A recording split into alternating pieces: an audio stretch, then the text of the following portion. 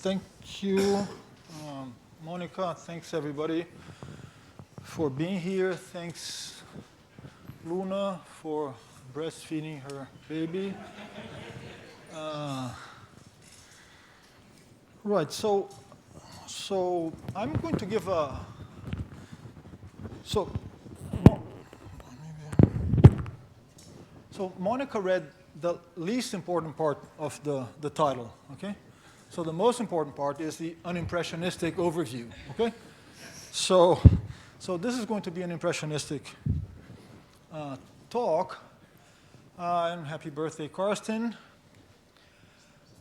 So what I want to discuss, is this too loud? If I go like this? Anyway, I was a bit, Misha was screaming at me all the time.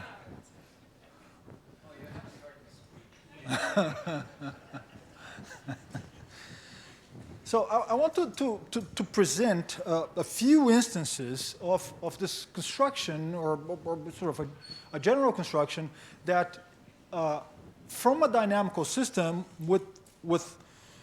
which has very little or no regularity besides being, say, a homeomorphism or a continuous map, you count something, and then if this feature that you're counting sort of grows exponentially, then this leads to structures on the underlying space. And these structures may be, well, typically are quite interesting and are much more specific than just being a topological map of some topological space, a continuous map of a topological space. Okay, so I want to present a few instances in which this happens, and obviously, right. So, in two things that will have to happen here is that the growth, at least for what I'm going to discuss, has to be exponential, and then you have to normalize appropriately. Okay.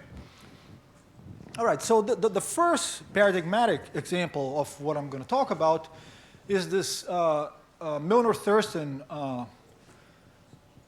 semi-conjugacy to piecewise linear models for multimodal maps. And I wrote there piecewise linear, but it's more than just piecewise linear. It's piecewise linear with constant slope. Okay, so let me say what is going on here. So you have some multimodal map. A multimodal map is an endomorphism of the interval. The interval is here. Those are the graphs. So two graphs there of multimodal maps. And a multimodal map is simply a continuous map that has finitely many pieces that go up and down. Okay? So here's a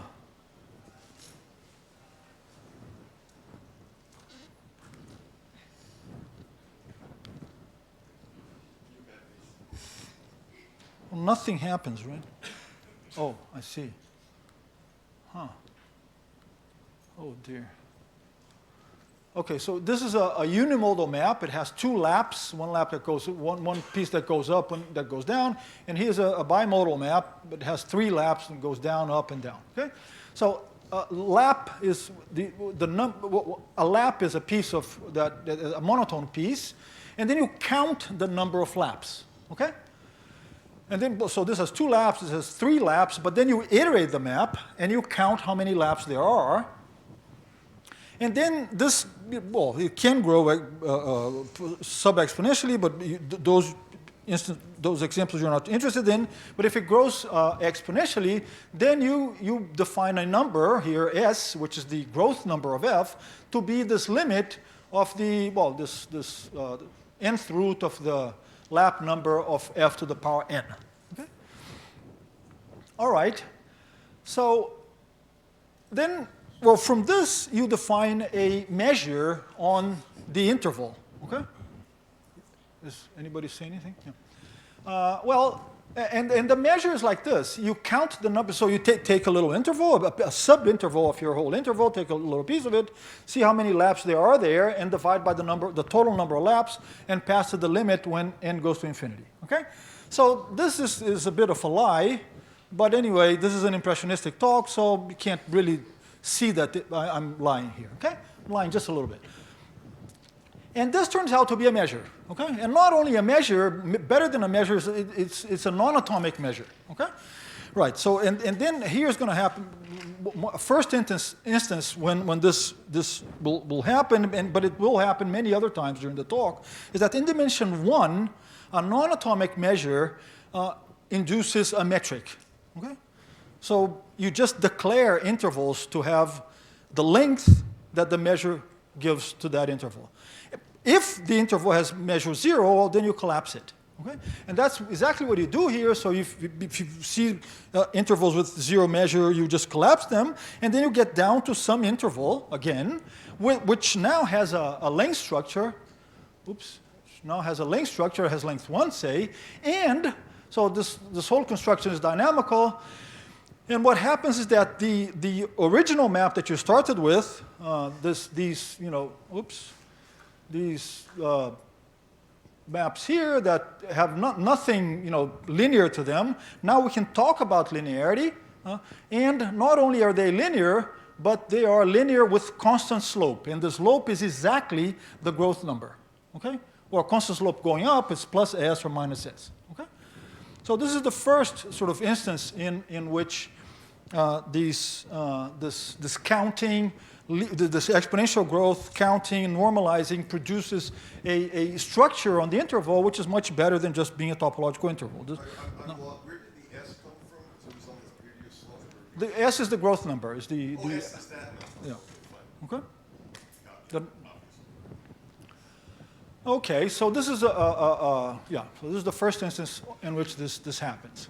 So here's a second, right? Oh yes, so just I mentioned this. So I said piecewise linear somewhere, piecewise linear, but I really meant piecewise linear with constant slope. Okay, that's important. Okay, so here there's a second instance in which this happens again, that you have the fundamental group of a topological surface of closed topological surface of genus bigger than or equal than 2, and then you can, you can think of this as a finitely generated group and look at the Cayley graph of this group, and this group turns out to be what people call Gromov hyperbolic groups, and then because the growth of the group is exponential, or this is one of the features of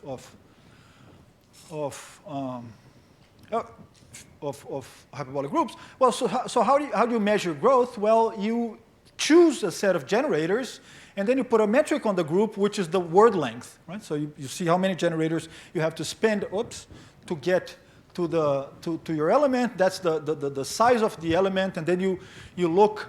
And then again, you define some growth number for the group, and the growth number is the following. You see how many elements of a given length you have, then you count the number of such elements, and then you take the nth root again and pass to the limit. So that is a growth number again, okay, which I expect in this case, if it's a surface group, this grows exponentially, so this number is a number bigger than 0.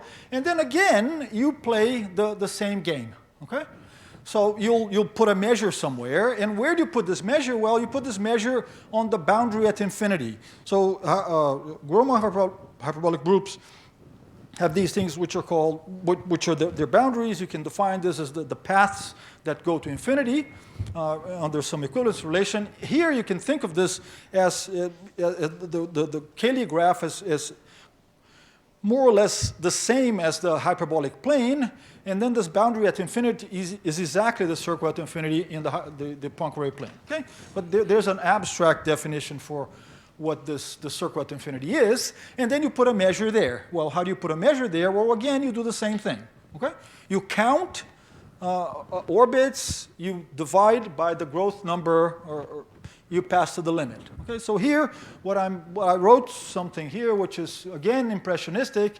So you put maybe Dirac masses on the elements of these words of length n. You divide by the size of the set of words with that length, and then you pass some weak impressionistic limit. Okay. Where do the corners come from? Which corners? You say PL, you don't say so. I mean. No, so you're ahead of me. I haven't got to that. Okay, then, right, so then it turns out that if you look at the action on the left, say, of this group on itself, it is PL again. It's piecewise linear, and not only is it piecewise linear, but the slopes are all powers, positive or negative powers of S, which is this growth number which I defined up there. So what is the question? Well, you say PL as I mean, so this. So it's PL, it's not PSL.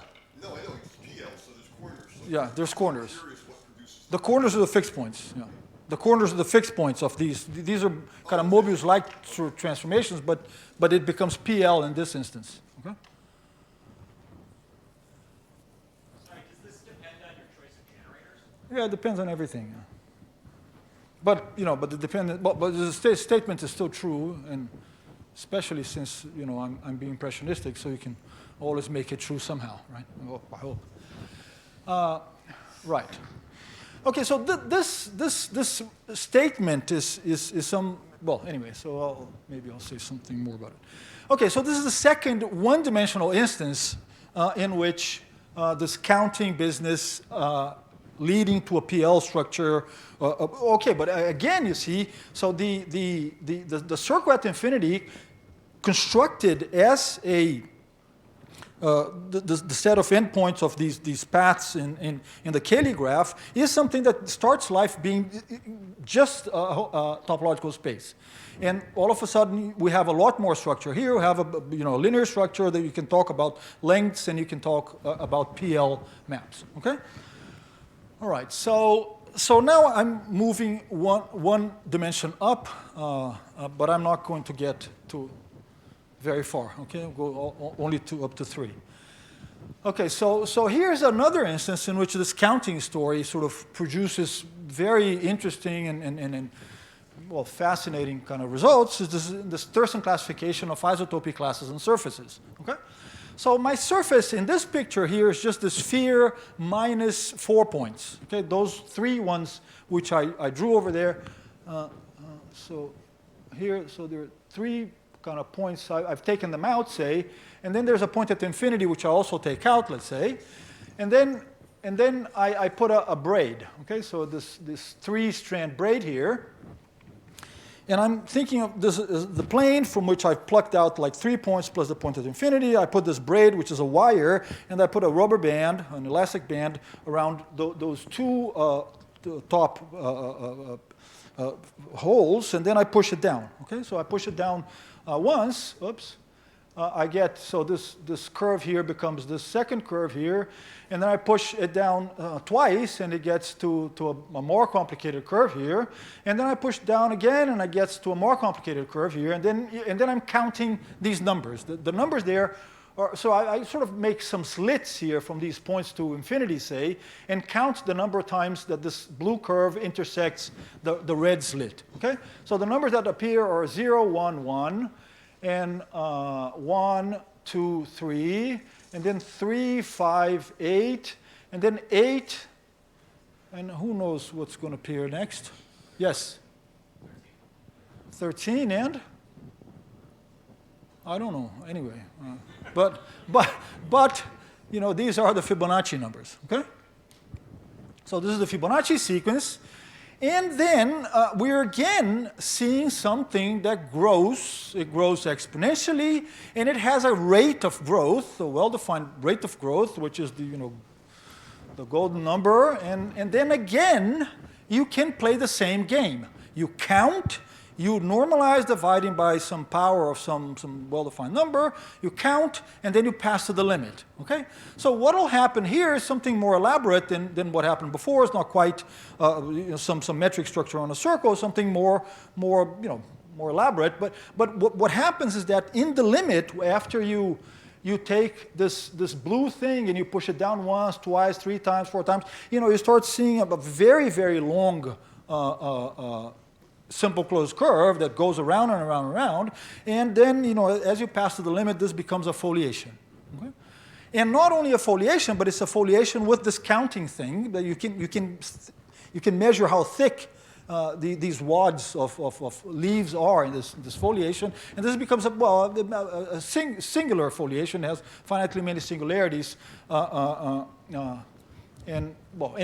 it's a measured foliation. And then the other thing you can do, you can instead of going down, you go up the story, right? So you take that you stack the braid on top of itself, and then you push this rubber band up, and then you produce a second foliation that's transverse to this one, and then you now can, in the limit, you get these two foliations which are transverse everywhere.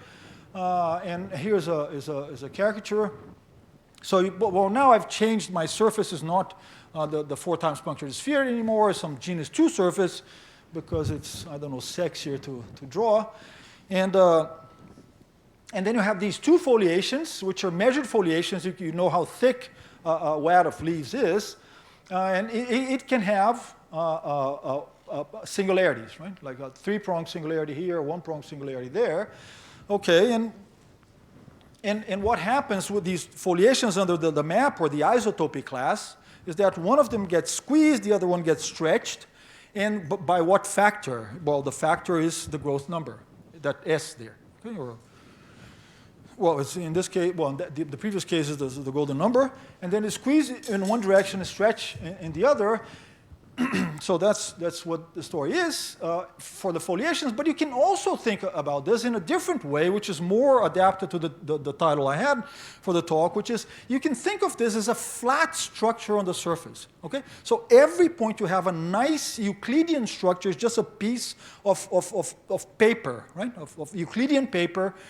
And more than that, it has a horizontal and a vertical lines along it everywhere, right? Except at these finitely many singular points where you have cone points, okay? And these cone points are very well, very well defined and well describable, okay? And then in these coordinates, the map just becomes a linear map. And a linear and a diagonal map. It squeezes or stretches horizontally and squeezes vertically by this factor S, okay? So, right, so that's conic flat structure on the surface, finitely many cone points. So this is a nice structure on the surface now. And so there's another way of seeing this or of describing this, which is more classical perhaps, is that you think of the surface as it has a well-defined Riemann surface structure, a complex structure, all over the surface, including these conic points there. And then, so the jargon, the lingo is to call this flat structure becomes a quadratic differential, a holomorphic quadratic differential, which has some zeros and poles. And the map, this map that squeezes vertically, stretches horizontally, is called the Teichmüller mapping. Okay? So, and these maps go by another name. They're called Pseudo-Nosov maps, and that's what Thurston introduced to classify mapping classes or classify isotopy classes on surfaces. And one point to make here is that this is a countable family, okay? And well, there are many reasons why you can conclude that it's a countable family, but among other things, so these growth numbers are algebraic numbers because they're roots of polynomials with integer kind of coefficients, okay? And these Pseudo-Nosov maps have Markov partitions. There are a bunch of things that this is a countable family, okay? Say it again? Are these belly surfaces? Which surfaces? Belly. Belly. I don't know. I don't know belly. Are they, can they be written as a branch cover of the thrice punctured sphere? I don't know. Maybe. Never thought about that. Never thought about it. Somebody must have thought. I don't know. Kurt must have thought. Who? Kurt. Okay, so, but let me just kind of, this description I gave of the rubber band and stuff is meant to imply the following, that, what is determined in this picture is just the braid, the wire braid, and I push the elastic band down. In particular, if the elastic band has kinks, I just straighten them out. This is an elastic band. It doesn't want to, to make unnecessary backtrackings, okay? So this is what the up to isotopy is somewhere in one of these sentences there. So now I want to, what if you don't straighten, okay? So I'm not doing up to isotopy anymore. I'm not, so what happens if you don't straighten things out? Well, you get a picture like this. So this is a picture of a fluid which I stole shamelessly from the internet, and was made by Jean-Luc Tifo, and I didn't ask for permission. But this is a fluid, and these guys, Jean-Luc and Phil Boylan, I think, they actually were interested in, so the applied questions, right? I mean, you have something that you need to mix, and you need to make an apparatus to mix, paint, whatever, right? And then you want to mix it efficiently, right? So if you make an apparatus with 3 rods that kind of go like that, well, there are some ways in which it mixes very well, and there are some ways which mixes the fluid extremely badly. I asked for Phil, but anyway, I'm not going to show it, but you can actually see there are experiments that if you go like this and like that, and then like this, and then like that, and then like this, and like that, the fluid barely mixes. But if you go like this and like that, and like this and like that, and like this and like that, the fluid mixes beautifully, and that's after 3 or 4 iterates, that's the kind of picture that you see. Okay? Which is like, the braid that I put there before. Yeah, the other growth number was 0, as it turns out, in fact. Yeah. But anyway, so let me not draw this. But as you can see here, you see that's the fluid.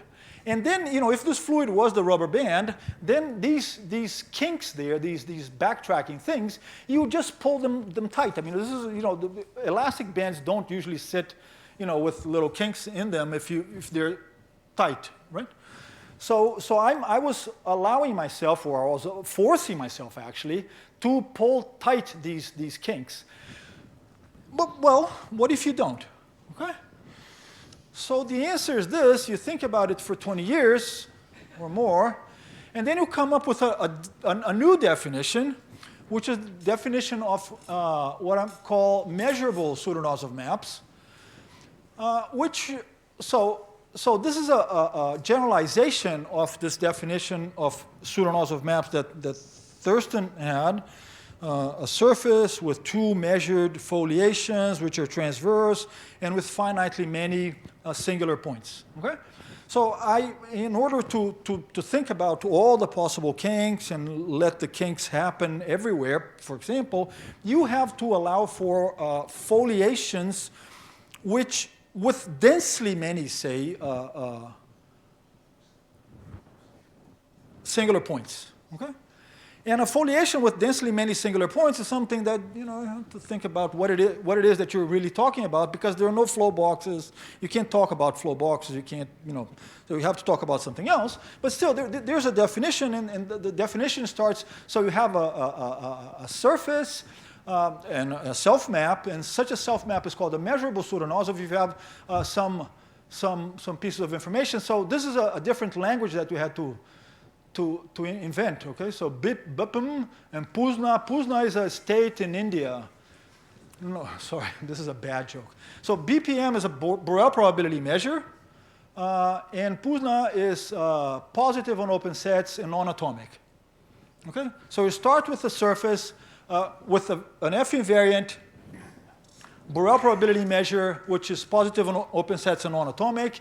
And then you must have 2 what we called transverse measured turbulations. So a turbulation is some generalization of foliation, which you do away with, flow boxes. Right? You just kind of decompose your surface into one-dimensional leaves, and these have to occupy mu set of total measure, and they have to be topologically transverse at a set of total measure as well. And these turbulations, the leaves have to carry measures themselves. So again, we have these measures. These measures have to be holonomic invariant, and then there must be some real numbers, which again happens the same thing as in the pseudonosov situation. One of the turbulations gets squeezed by a factor, and the other one gets stretched by one over the same factor. Okay, but this is. They have to be transverse in a set of full measure, because we talk full measure all the time. Right, and this is a very important point. You start with a Borel probability measure, and then these turbulations, they have measures, one-dimensional measures on their leaves, and it's well, it's part of the definition to say that the measure on the surface is the product of these two measures, okay, on these two turbulations. Okay? So you decompose your measure as locally as a product. Okay, and then there's this thing that people say that you should never give a talk without a proof. Well, this is one. There won't be proofs, but not giving a statement is definitely going too far. So let me give a statement. So the statement, or a statement, is the following, that this is something I proved with Phil Boylan and Toby Hall, that there's a one-parameter family of measurable pseudolaws of mappings of the sphere, whose dynamics mimics that of the tent family. Okay? So the tent family is just this family that we talked about at the very beginning. So this is, you just go, so the parameter here is the height of this turning point here, and the slope is constant on both sides, plus or minus, so that's the tent family. And this family that we constructed of measurable pseudolaws of maps sort of mimics the dynamics of this tent family. And by mimics, what I mean is that the maps in this family, their dynamics is virtually the same, virtually the inverse limit of the corresponding tent map. Okay? So you take the inverse limit, and to say virtually the same means that there's a very mild quotient, a quotient that's finite to 1, except at one point, which carries 0 entropy anyway. And then you take the inverse limit, you have this sort of complicated space, but then you collapse points, and this goes back down to the sphere. And then on the sphere, you have one of these measurable pseudolaws of maps. Okay? And now, so one of the things that you get out of this is that you get the one-parameter family. Right? So pseudolaws of maps, you could never get one-parameter families out of them because they're countable. Right? So you have to be skipping sort of things all the time.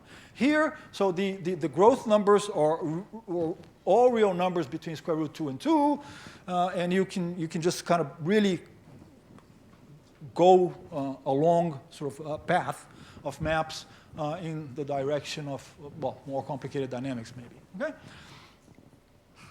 So that's a statement. And then a question that I think is interesting to, well, yes? Yes, I know. I'm just wondering. Right, yes. Thank you for the question. What? Say it again?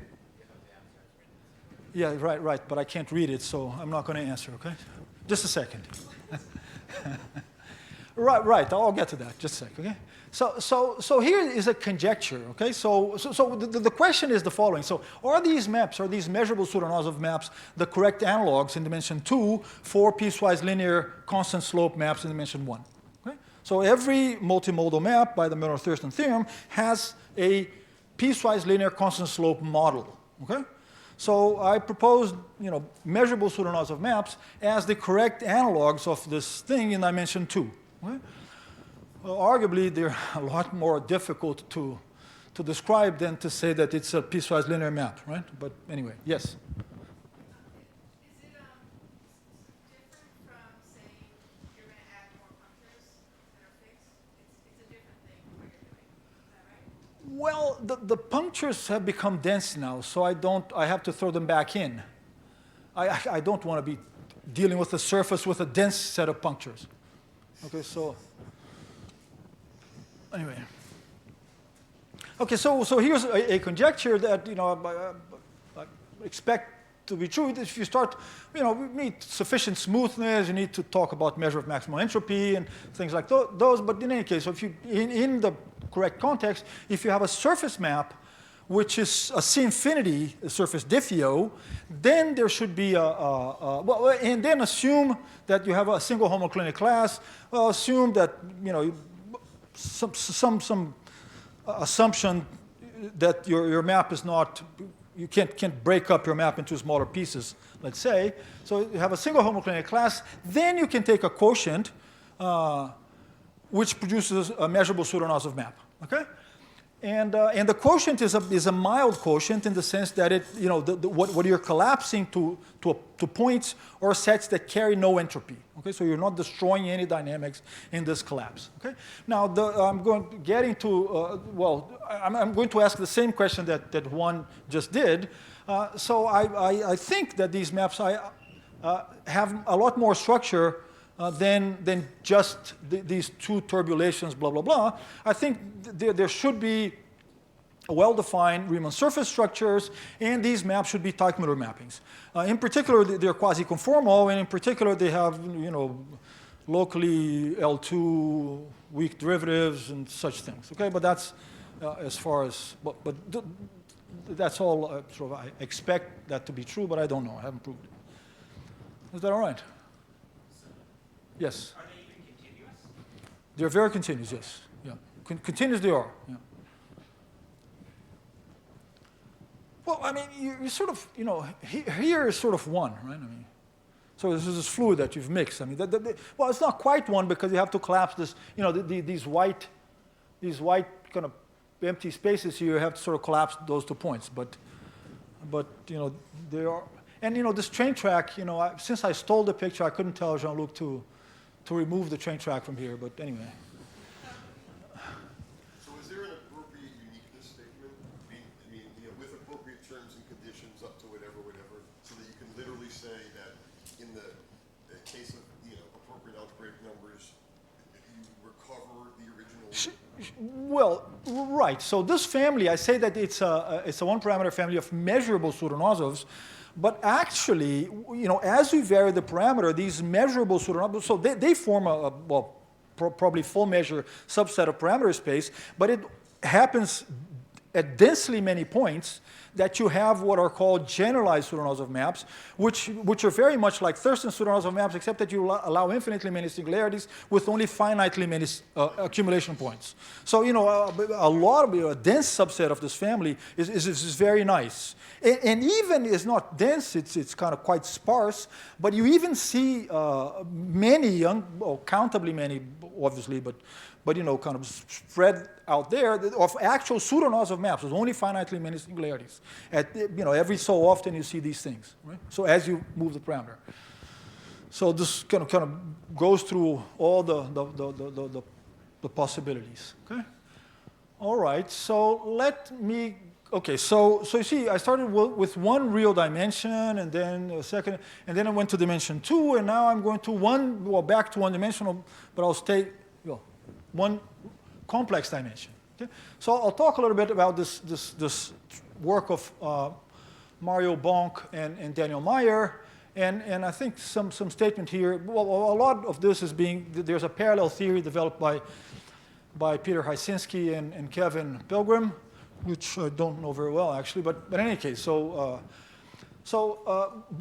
a Thurston map is just something that you're probably much more familiar with than I am, is a post-critically finite branch cover of the sphere, and I'm assuming that the degree is bigger than or equal than 2. Okay, and you say that a Thurston map is and this again, we're starting with topological objects. Okay, so this is a topological continuous branch cover of the 2 sphere, such that the branch points have finite orbits. Okay, so that's what a Thurston map is, and then you call a Thurston map expanding if there's an F-invariant Jordan curve which contains the post-critical set. So it's forward invariant under the map. It contains the post-critical set, and then you start taking preimages. And you call this map expanding if the mesh of these, so these preimages start to tile the sphere into smaller and smaller pieces. Well, right. So if the pieces are smaller and smaller, then you call this map expanding, okay, because you're going backwards. So this map is expanding if you tile it by preimages of this curve, some Jordan curve that contains a post-critical set, then you call it expanding. And then again, you define some growth number. Okay? So the growth number here is, again, you count something, you take you let n grow, you take the nth root, and then you pass to a limit. Okay? Now what this dn is, anyway, some number. Okay? Some number that you count. And then there's a theorem again that says that, if you start with an expanding Thurston map, this is a theorem by Mario Bonk and Daniel, and the second part of it is also proved by Peter and Kevin. So then there exists a natural, or there exists more than one, in fact, there's a family of so-called visual metrics adapted to this expanding Thurston map. So that is, on the sphere, you get now a metric, the sphere has become a metric space, and the map then becomes uniformly expanding, like a linear map that expands uniformly by what? Well, by the growth number S. Well, impressionistic again. Okay, it's not quite S, it's some number related to it, because in this business, they're exponent. Well, anyway, it's impressionistic. Okay, so I should say impressionistic. Yeah. Well, and moreover, they recover, at least in this context, this Thurston's theorem that's in a totally different way. They say that you can actually find a conjugacy to a rational map if and only if these metrics are quasi-symmetric to the round sphere, to the Riemann sphere. Okay? So again, you have an instance of some topological dynamical feature that grows exponentially, yielding a metric structure on the sphere. Okay? And then, and more than that, if this metric, if something happens, if this metric structure is quasi-symmetric, anyway, it's just some to the usual sphere, then it's actually a rational map. Then the map is what you'd expect it to be, so to speak. Okay, so again, let me just kind of sort of mention that the expanding Thurston maps are analogous to multimodal maps, let's say, or some analogs of interval endomorphisms, but they're postcritically finite. Okay, so one question that that might be of interest is to know, not postcritically finite, but multimodal maps. Clearly, you can vary parameters. You just push the turning points up and down, and those are real parameters that you vary. Right? Here, you can't quite play that business, that game, because postcritically finite demands that postcritical orbits be finite. You can't do that. In any case, so is it possible to complete this set in some way? Okay, and just mention that the proof that goes into here resembles more the second one-dimensional example of geometric group theory that I gave than the first. But in any case, and then let me just move one dimension up to dimension 3. Okay? And 3 now is one complex dimension and one real dimension. And this is joint work with Daniel. That we do the following. You take an expanding Thurston map, and then you associate a pseudo-Nosov map. But now we're not in dimension 2 anymore. We've gone up one dimension. So we're now in a 3 manifold. So it's possible to associate to every expanding Thurston map a pseudo-Nosov-like, let's say, map on a 3 manifold. And this 3 manifold, well, it has a singular point, perhaps, but still, most points are very well behaved. And this is, again, a sort of an upgrading of the construction that you used to go from a unimodal, say, or a multimodal map to a measurable pseudo-Nosov. You take the inverse limit of an endomorphism that produces some complicated space, and you do a mild sort of collapsing, and that produces a very nice space. So in the previous case, you went from the inverse limit, you went down to a surface, and here you go from the inverse limit of an expanding Thurston map, and you produce a 3 manifold. Okay? Well, it's a singular 3 manifold has a singular point somewhere. But still, and then it has all the structure that, it has the similar structures that 2-dimensional pseudo-Nosov maps have. It has an expanding foliation, which is 2-dimensional, which is like the inverse limit, say, of the expanding Thurston map. So these leaves are 2-dimensional. And then there's a contracting 1-dimensional foliation, which is, again, singular foliations. Okay? All right, so this is a construction that sort of mimics the previous construction. And then if in the presence of a symmetry by involution, so for example, if we're dealing with expanding Thurston maps which come from rational maps, or which can be made rational, real rational, rather, with like the z bar involution, then this 3 manifold actually has a quotient, and this quotient is the 3 sphere. Okay? And then, again, on this 3 sphere, you get these 2 singular foliations, a 2-dimensional foliation and a 1-dimensional foliation, one which gets squeezed. There are measures on this thing. Well, there's a measure which is a metric in the 1-dimensional thing, and then there are these metric structures that Daniel and Mario find on the 2-dimensional leaves. Somebody saying something? Oh, sorry.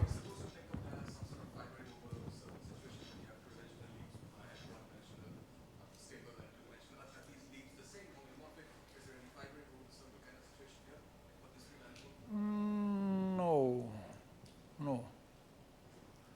Yeah. Yeah, but this is I'm not doing that, actually. I'm doing something else. I'm taking the inverse limit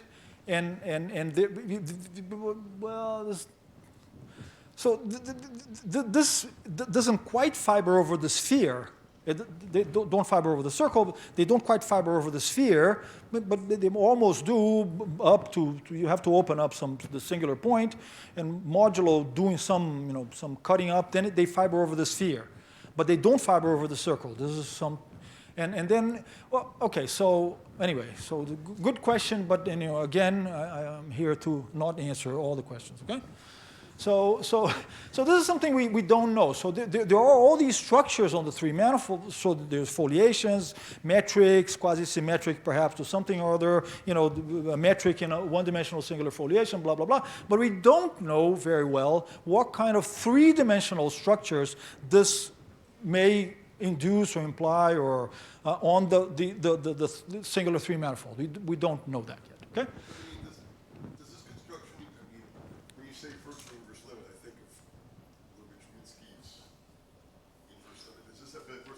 That laminated things. So I mean, there's like some collapsing of that and make an actual almost manifold.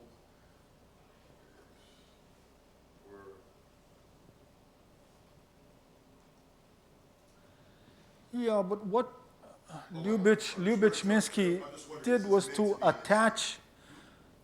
Yeah, they attached 3-dimensional. They produced. No, I'm staying. So they extend the inverse limit to a 3-dimensional lamination. Right. So I'm staying on the boundary and just kind of collapsing sort of empty space on the boundary and producing a 3 manifold out of that. Right? And anyway, so okay. So that's it. I'm gonna.